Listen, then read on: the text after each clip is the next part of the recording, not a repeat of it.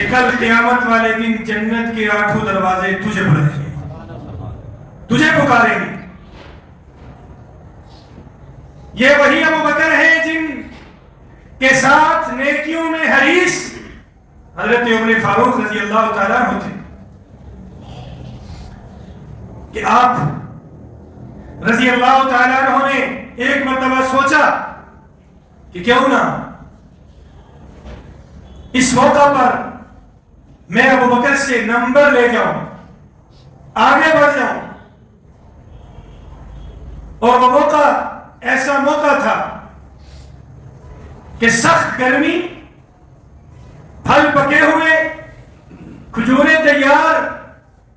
اور آپ علیہ السلام نے جہاد کا اعلان فرما دیا۔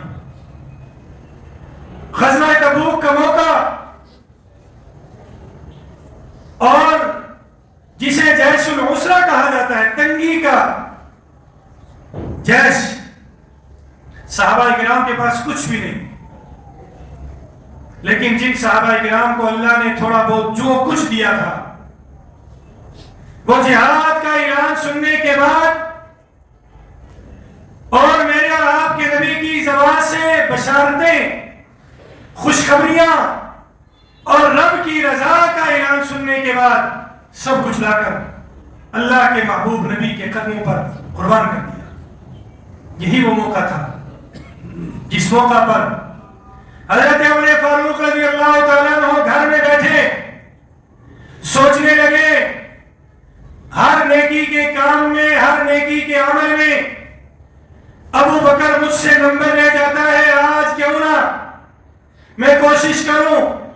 اور ابو بکر سے آگے بڑھ جاؤں۔ اس لیے گھر کے سارے ساز و سامان کو اکٹھا کیا اور 2 حصوں میں تقسیم کیا۔ ایک حصہ اپنے گھر والوں کے لیے چھوڑا اور ایک حصہ جتنا بنا وہ سارے کا سارا لے کر میرے اور آپ کے نبی کے قدموں میں آ کر نچھاور کر دیا۔ اللہ اکبر! حضرت عمر فاروق رضی اللہ تعالیٰ عنہ اپنے گھر کا آدھا سامان لے کر میرے اور آپ کے نبی کی خدمت اقدس میں حاضر ہو رہے ہیں۔ آپ علیہ السلام نے دیکھا عمر حشاش اور بشاش بڑی خوشی سے سامان لیتے ہوئے آ رہا ہے۔ آپ علیہ السلام نے فرمایا، عمر کیا لائے؟ کہا، یا رسول اللہ، گھر میں 2 حصے تقسیم کیے، آدھا حصہ سامان گھر والوں کے لیے چھوڑا اور آدھا سارے کا سارا لا کر اپنی طرف سے آپ کے نام اور اللہ کے نام قربان کر دیا۔ آپ علیہ السلام نے خوشی کا اظہار فرمایا۔ ابھی یہ باتیں چل رہی تھی، ادھر سے جناب ابو بکر صدیق رضی اللہ تعالیٰ عنہ، جو کبھی تو 8 بڑی دکانوں کے مالک ہوا کرتے تھے اور مکہ کے بڑے تاجر شمار ہوا کرتے تھے، ریشم کا سب سے بڑا کاروبار مکہ میں جس شخصیت کا تھا اس کو ابو بکر کہتے ہیں۔ لیکن ظاہر ہے مکہ اور مدینہ، مکہ کے 13 سال، پھر مدینہ منورہ میں ہجرت اور مدینہ منورہ کے ابتدائی سالوں میں جناب ابو بکر صدیق رضی اللہ تعالیٰ عنہ نے اپنا سارا ساز و سامان، اپنی ساری پونجی اٹھا کر دین اسلام کی آبیاری کے لیے، الہ کلمت اللہ کے لیے، جناب رسول اللہ کے لیے اور اللہ کی خوشنودی کے لیے قربان کر دی تھی۔ آج گھر میں جو کچھ تھا وہ سارے کا سارا جھاڑو لگا کر اکٹھا کیا اور ایک گٹھلی سی بنائی، اس کو چادر میں لپیٹ کر کندھے پر رکھا اور آپ علیہ السلام کی بارگاہ میں حاضر ہوئے۔ آپ ذرا سوچئے، کبھی جناب ابو بکر صدیق کی یہ حالت کہ آپ گزر رہے ہیں، آپ نے دیکھا امیہ بن خلف، وہ حضرت بلال حبشی رضی اللہ تعالیٰ عنہ جو اس وقت غلام تھے، ان کے اوپر قہر نازل کر رہا ہے اور مار رہا ہے، اور اس زور سے مارتا ہے کہ حضرت بلال حبشی رضی اللہ تعالیٰ عنہ طرف جاتے ہیں، مار مار کے تھکتا ہے، اپنے غلام کو بلاتا ہے،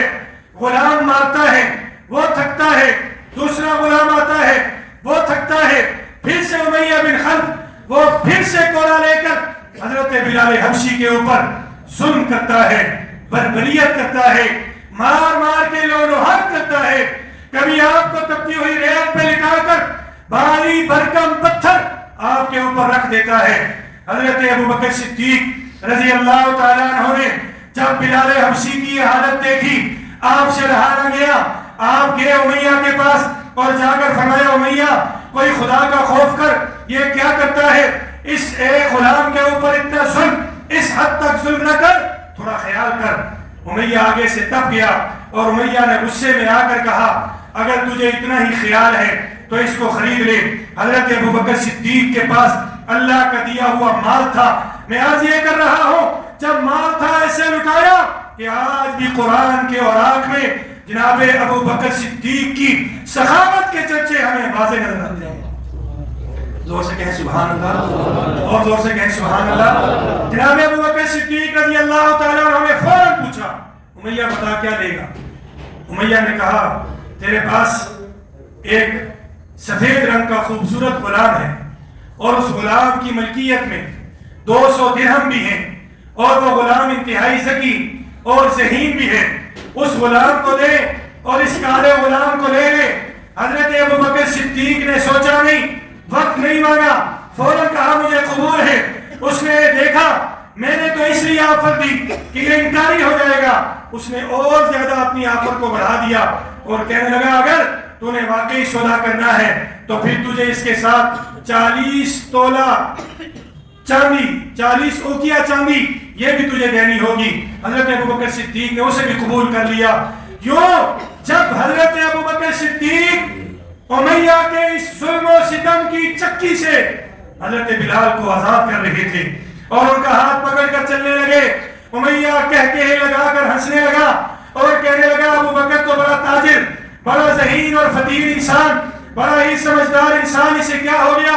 آج اتنا بڑا سودا اس نے یہ کر دیا، ایک خوبصورت غلام، ذکی اور ذہین غلام اور 200 درہم کا مالک غلام اور ساتھ میں 40 اوقیہ چاندی دے کر اس نے کالے غلام کو خرید لیا، یہ ابوبکر کو کیا ہو گیا کہہ کے لگا رہا تھا۔ جناب ابوبکر صدیق نے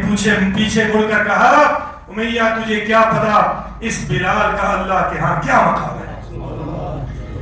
یہ بلال وہی ہے جو چلتا زمین پر ہے، اس کے قدموں کی آہٹ جنت میں سنائی دیتی ہے، یہ بلال وہ ہے جو کل قیامت والے دن میرے اور آپ کے نبی کی اونٹنی کی مہار پکڑے ہوئے گویا میرے اور آپ کے نبی سے پہلے جنت میں جائے گا۔ اس کا مقام تو یہ ہے کہ جب یہ آتا ہے عمر فاروق کھڑے ہو جاتے ہیں اور کھڑے ہو کر کہتے ہیں ہمارے سردار بلال آگے، ہمارے سردار بلال آگے۔ صحابہ نے پوچھا یہ تو غلام در غلام، نسل در نسل غلامی کی زنجیروں میں جکڑا ہوا کالے رنگ کا ایک حبشی ہے جس کے ہونٹ جڑے ہوئے، جس کی ناک جو ہے وہ چہرے میں جو ہے وہ چسپا اور چھوٹی سی ناک اور عجیب سی صورت والا یہ شخص، آپ اس کو سردار کہتے ہیں۔ عمر فاروق نے فرمایا تمہیں کیا پتا اس کا مقام کیا ہے، یہ اللہ کے نبی کے ساتھ رہا، سفر میں حضر میں ہر موقع پر اللہ کے نبی نے اس کو عزت دی، اور سب سے بڑھ کر فتح مکہ کے موقع پر جب اللہ کے نبی علیہ السلام نے کفار مکہ کو وہ سارا واقعہ امان دی اور فرمایا جس نے اپنے گھر کا دروازہ بند کر لیا اس کے لیے بھی امان ہے، اور جو ابو سفیان کے گھر میں داخل ہو گیا اس کے لیے بھی امان ہے، جو بیت اللہ میں داخل ہو گیا اس کے لیے بھی امان ہے۔ اس موقع پر جب اللہ کے نبی علیہ السلام نے کفار مکہ کو اکٹھا کر کے معافی کا اعلان کیا اور عام معافی کر دی اور فرمایا آج میں وہی اعلان کر رہا ہوں جو کبھی میرے بھائی یوسف نے اپنے بھائیوں کے لیے کیا تھا، لا تثریب علیکم اليوم، آج کسی سے بدلہ نہیں لیا جائے گا، جاؤ سارے کے سارے آزاد ہو، اور سب کے لیے عام معافی کا اعلان ہے۔ حضرت عمر فاروق فرماتے ہیں تمہیں کیا پتا،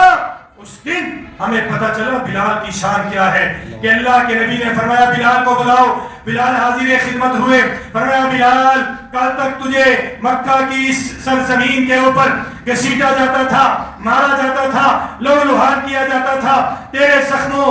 کے اوپر انگارے رکھے جاتے تھے اور تیرے جسم پر پتھر رکھے جاتے تھے اور تجھے ستایا جاتا تھا، لیکن آج میں پوری رہتی دنیا تک کی انسانیت کو یہ بتانا چاہتا ہوں، میرا یہ غلام جب دین کی آغوش میں آیا، میرے ہاتھ پر بیعت کی، ایمان اور اسلام کو قبول کیا، تو رب تعالیٰ نے اسے کیا شان دی ہے۔ بلال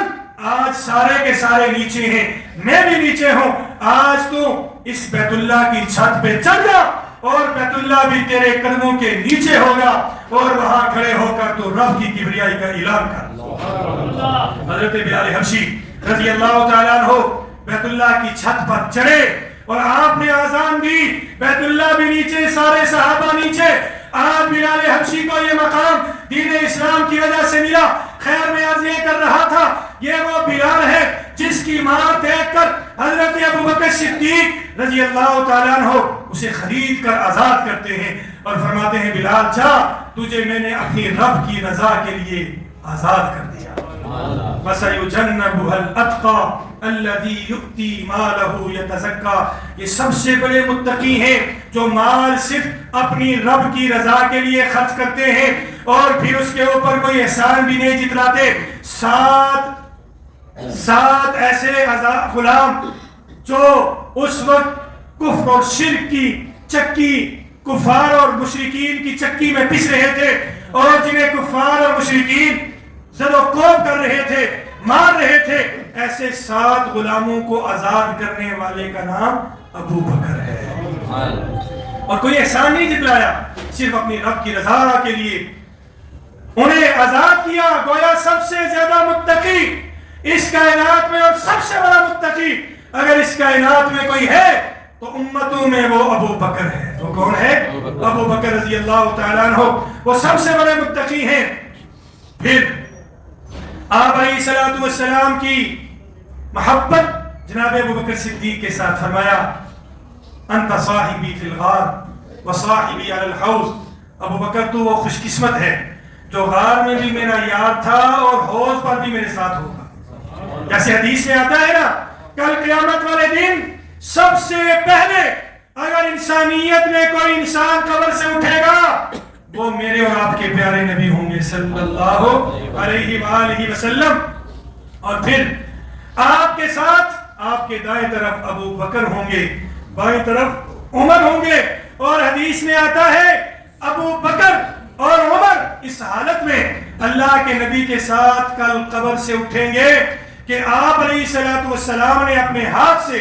جناب ابو بکر صدیق کو یوں کلائی سے پکڑا ہوگا اور بائیں کلائی سے جناب عمر فاروق کو پکڑا ہوگا، اور آپ علیہ الصلوۃ والسلام اٹھیں گے اور اس کی مثال دیتے ہوئے دنیا کے اندر آپ نے جناب ابو بکر صدیق کی بائیں کلائی کو اپنے دائیں ہاتھ سے پکڑا اور اپنے بائیں ہاتھ سے عمر فاروق کی دائیں کلائی کو پکڑ کر فرمایا، ہاکذا نبعث یوم القیامہ، کل قیامت والے دن بھی ہم تینوں اسی حالت میں اٹھیں گے،